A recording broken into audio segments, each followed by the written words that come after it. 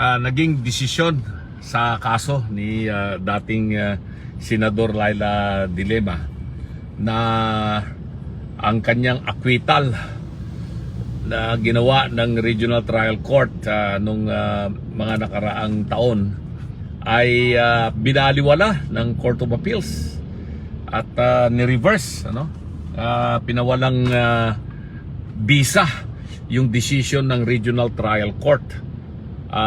Kung maalala po ninyo, si dating Senador De Lima na ngayon ay party list representative ng kanyang grupo na ML Party List ay sinampahan ng kaso sa Regional Trial Court tungkol sa conspiracy sa pagpapalaganap ng illegal na droga dyan po sa New Bilibid Prison. At yung kasong yun ay non-bailable. Matagal po siyang nakulong habang nililitis yung kaso niya sa Regional Trial Court. At pagkatapos ng mga 7 taon yata, kung hindi ako nagkakamali, ay biglang nagdesisyon yung Regional Trial Court at pinawalang sala si De Lima.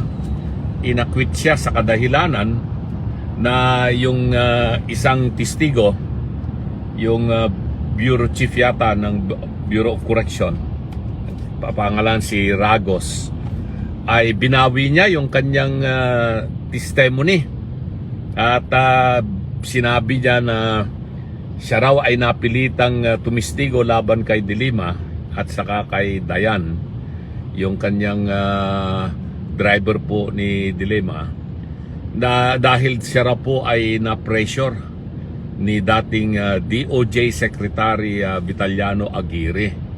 Yun ang kanyang pinahayag nitong mga 2022. At alalahanin nyo, 2022, wala na si Tatay Digong, hindi na siya ang presidente. At nakita naman natin yung mga manyubrahan na sa politika, kanya-kanya na yan na mga taktika. At alam naman natin na pressure na ng kasalukuyang gobyerno ang mga Duterte. At binabaliktad na nila yung istorya tungkol sa usapin sa illegal na droga. Meron pa ngang mga paghihiring dyan, kaya yung mga pagdinig dyan na ginanap sa Senado, sa Kongreso, at parang pinapalabas pa na ang pinuno ng mga drug lord o kaya yung illegal na droga rito ay si dating Pangulong Duterte, hindi ba? Napaka-imposible naman yung mga ganun na paratang. At ayun nga, itong si Ragos ay tumistigo at yung unang pahayag niya, siya ang nagsabi na nag-deliver siya ng pera kay De Lima at tinanggap naman ito ni De Lima kasi yung perang yun ay galing sa mga drug lord na nakakulong sa Muntinlupa. Pero in 2022, binaliktad niya yung kanyang testigo, yung kanyang testimonya, at sinabi niya na napilitan nga raw siya na mag-testigo laban kay De Lima dahil siya po ay na-pressure o pinilit po siya ni dating Secretary of Justice Vitaliano Aguirre. At dahil dyan sa testimony na yan ni Ragos, itong Regional Trial Court ay pinawalang sala. Dinismiss yung kaso laban kay De Lima, kaya siya nakalaya. So ang ginawa naman po ng ating Office of the Solicitor General, ito na, nagsampa ng petition for certiorari.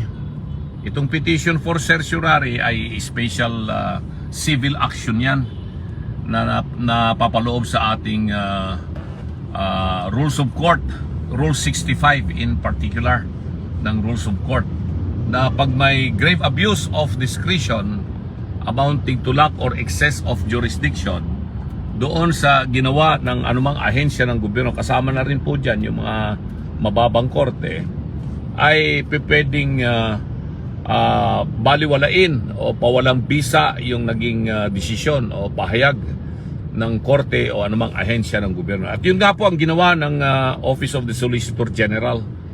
Nag-file po sila ng petition for certiorari sa Court of Appeals. At ang sabi ng Office of the Solicitor General, mali yung naging desisyon ng RTC. Ito ay ginawa na walang sapat na basihan. Kasi marami pang ibang mga testigo o ebidensya na prinisenta ng pamahalaan laban kay De Lima at saka kay Dayan. At ang Regional Trial Court, ang pinagbasihan lamang para iakwit si De Lima ay yung pagbaliktad ng testimonya nitong si Ragos. Samantalang sabi ng Solicitor General, marami namang pang mga ibang mga testigo, mga testimonya nila at mga iba pang mga ginamit na mga ebidensya na naipresenta na hindi lamang nagbabase doon sa testigo ni Ragos. Kaya sabi ng Office of the Solicitor General, yung pag-dismiss sa kaso ni De Lima at pag-acquit sa kanya is with grave abuse of discretion amounting to lack of jurisdiction. Kaya null and void, sabi, walang bisa yung acquittal ni De Lima at pinaniwalaan ng Court of Appeals yung posisyon po ng Office of the Solicitor General. Kaya binaliktad po nila yung desisyon ng Regional Trial Court at ipinababalik yung kaso at muling dinggin itong atletisin muli si De Lima at ni si Dayan. Ngayon, ang issue ay ano ba ang acquittal o pagpapawalang sala doon sa isang nasasakdal sa kasong kriminal? Pag ang prosecution po kasi ay nagsampa ng kasong kriminal, no? Kailangan po na matibay ang ebidensya. Hindi naman yung siguradong siya ay nagkasala o kaya ay ginawa niya yung krimen. Sabi ng ating rules of court sa rules on evidence, ang kailangan po lang yan ay proof beyond reasonable doubt. Ibig sabihin po niyan ay hindi man siguradong siya ang gumawa ng krimen, pero sa ebidensyang lumalabas ay may duda man na hindi siya ang gumawa, pero lampas doon sa reasonabling pagdududa na siya ang gumawa ng krimen. Ganon ang ibig sabihin ng proof beyond reasonable doubt. O kaya kung hindi mapruproveban po ng prosecution po yon, i-acquit yung nasasakdal. O kaya pag ang rason naman ay talagang wala namang krimen na naganap, there was no crime committed at all, pag sinabing gano'n, acquitted yung akusado. Pero dito sa kasong ito ay merong krimen na naganap, merong transaksyon tungkol sa illegal na droga at mga pera na naglipana sa Bureau of Correction na napunta sa mga opisyal ng pamahalaan noong panahon ni De Lima, at itinuturo nga na siya yung protector ng mga drug lord dyan sa loob ng New Bilibid Prison. At maraming mga ebidensya pang ipresenta laban kay De Lima. Pero ito nga ang nangyari, itong testimony ni Ragos ay binaliktad niya. Yung unang testimony niya, sinasabi niya siya yung nag-deliver ng pera kay De Lima, pero itong 2022, nung wala na si Tatay Digong sa gobyerno, hindi na siyang presidente, yan, iba na yung kanyang naging testigo. At sabi nga ng Solicitor General natin, ay hindi lamang yung testigo ni Ragos ang dapat pagpasihan. Kung wala nga kasalanan itong si De Lima, kailangan ibase doon sa kabuuan ng mga ebidensyang prinisenta po ng gobyerno. At kung yung kabuang mga ebidensya ay makikita na walang kasalanan si De Lima, hindi na patunayan na siya ay nagkasala beyond reasonable doubt, okay na i-acquit siya o pawalang sala siya ng korte. Pero hindi ganun ang nangyari. Ang sabi ng Court of Appeals at alinsunod doon sa naging petisyon ng Office of the Solicitor General, mali ang ginawa ng Regional Trial Court, ay ang kanyang judgment of dismissal or acquittal of De Lima is null and void. It was done with grave abuse of discretion. Kaya pinapabalik ngayon. So, ano ang mangyayari dito? Siyempre, sigurado ako niyan, magfa-file ng motion for reconsideration si De Lima. At maging anuman pang kahinatnan ng motion for reconsideration na yan, pag granted yung motion for reconsideration na yan, ay mananatili yung decision ng Regional Trial Court. Pwede rin pang umapil yung Solicitor General sa Supreme Court kung ano man pa mangyari. Ngayon, kung madidinay naman yung motion for reconsideration ni De Lima at ipagpipilitan pa rin ng Court of Appeals na tama yung kanilang naging desisyon, pwede pa rin po siyang umakyat sa Supreme Court si De Lima at mag-file doon ng petition on pure question of law. At yun, titignan po natin ang mangyayari nito. Ngayon, ang tanong, makukulong ba uli si De Lima? Ay, hindi pa po. Kasi nga po ay pinalaya siya ng korte, ng Regional Trial Court. Nasa labas na siya. Binaliktad naman ng Court of Appeals yung decision ng Regional Trial Court. So, yung decision na yun ng Court of Appeals, hindi pa po final yon. Kaya hindi pa po siya pwedeng uling ibalik sa kulungan. At hanggat hindi nare-resolve yung issue kung tama naman ang naging decision ng Court of Appeals, ay mananatili sa labas si De Lima. At uupo siya bilang congresswoman dahil nanalo nga yung kanyang party list at siya yata yung number 1 nominee. So ayan po ang magiging saad nitong istoryang ito. So paano naman yung sasabihin natin, hindi ba may double jeopardy na yan? Kasi nagkaroon na ng judgment of acquittal doon sa Regional Trial Court. Di ba kung ang decision ay acquittal, ay final and executory na yan immediately. Tama po yun kung hindi nagkaroon ng grave abuse of discretion. Ibig sabihin nun ay kung may sapat na basihan sa batas at saka sa ebidensya, yung judgment of acquittal ay tama yun. Yung judgment of acquittal is immediately final and executory. Pero kung ang judgment of acquittal naman ay talagang walang basihan, na tulad ng sinabi ng Office of the Solicitor General at pinanigan ng Court of Appeals, ang ibig pong sabihin nun ay hindi nagkaroon ng tamang desisyon, hindi nagkaroon ng acquittal. So, ibabalik yung kaso muli sa Regional Trial Court. Hindi mag-a-apply po yung principle of double jeopardy alinsunod sa ating provision sa Constitution at maraming mga desisyon po ng Supreme Court po dyan. So, uulitin ko, hindi porke nagkaroon ng acquittal yung decision na yung judgment of acquittal is final and executory at hindi na po magkakaroon muli ng paglilitis. Isang kaso po dyan na maalala ko po ay itong kaso ng Galman. Yung Galman, ito yung mga pagpatay doon kay Galman, pagpatay kay Senator Benigno Aquino.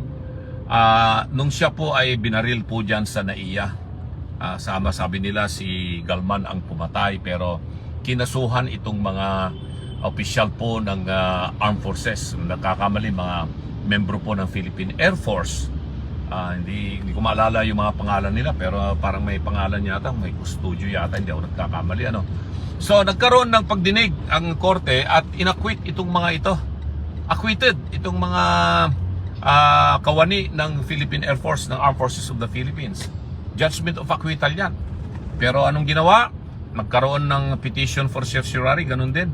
Yung naging decision po ng korte ay inapil sa Supreme Court at yun, sinabi ng Supreme Court na mali rin yung naging desisyon na yan ng acquittal. So ibinalik muli yung kaso sa Sandigan Bayan ba? At muli nagkaroon ng pagdinig sa Sandigan Bayan at ayun, nagkaroon ng judgment of conviction. So hindi po bago itong mga ganitong klaseng prinsipyo po sa criminal law, na kung ang decision ay judgment of acquittal ay automatic, na lahat po yan ay mag-a-apply po yung principle of double jeopardy. Normally po, ganun talaga pag may judgment of acquittal, final and executory yan, at hindi po pwedeng i-appeal yung kaso sa mataas na hukuman. Pero tulad ng binanggit ko nga, at iyon ay base na rin sa naging desisyon po ng Korte Suprema sa maraming mga kaso. At ito nga po yung pinakabago ngayon na desisyon naman po ng Court of Appeals. At yun din po ang naging posisyon ng Office of the Solicitor General. Alam niyo po, yung Solicitor General, yan po yung pinakamataas na abogado ng gobyerno o ng taong bayan. Kaya sila yung nagre-representa ng people of the Philippines pagdating po sa mga usaping ganito. Although sa prosecution naman kasi ang nagpo-prosecute ay ang Department of Justice. Pero kung matapos na magkaroon ng mga decision na ito, ay papasok na dyan yung Office of the Solicitor General para maprotektahan po ang Republika ng Pilipinas at ang taong bayan kung mali ang mga naging desisyon o pahayag ng mga ahensya ng gobyerno o mga korte, tulad nga po ng nangyari dito sa kaso ng Dilima. So tignan po nyo yan, yung mga ibang mga kaso tungkol po dyan sa prinsipyo ng double jeopardy, lalong-lalo na po pag ang binabaliktad po rito ay judgment of acquittal na normally final and executory po yan. So yan po, ang abangan po natin, isang istorya na naman po ito na magiging kontrobersya. Headline po lahat ito yata sa dyaryo ngayon kung hindi ako nagkakamali. Nabasa ko lang po itong issue na ito sa ating social media at nakita ko, kaya minabuti ko na lang po, magbigay din po ng konting pahayag po rito para sa konting kaalaman po ng ating mga mamamayang Pilipino.